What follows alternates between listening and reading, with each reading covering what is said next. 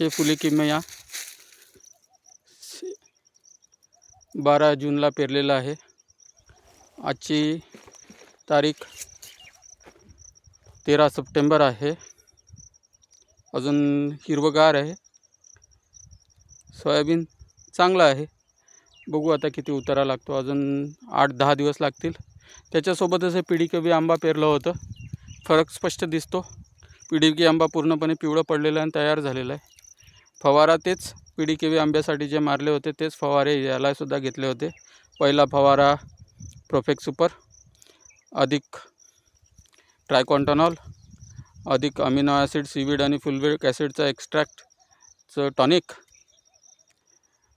दुसऱ्या फवाऱ्यात chlorpyrifos cypermethrin seaweed extract amino acids fulvic acid त्याबरोबर इमॅमेक्टिन बेन्झोएट आणि 1261-0.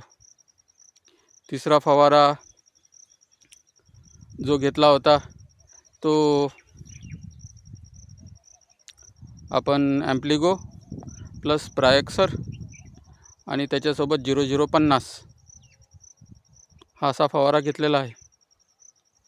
तर प्रायक्सरचा रिझल्ट चांगला आहे. पाणी खूप जास्त झालेलं असूनसुद्धा बुरशीजन्य आजार काही फारसे नाहीत. थोडाफार आहे पण फारसे नाहीत. जवळपास क्लीन ठेवलेली आहे सोयाबीन प्रायक्सरनी, कारण पाणी खूपच जास्त झालेलं आहे यावर्षी.